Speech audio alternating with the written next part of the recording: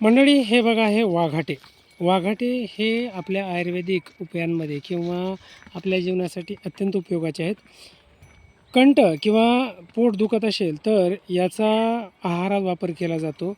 विषबाधा मळमळ झाली असेल तर याची मुळे उपटून त्याचा काढा करून प्यायचा असतो.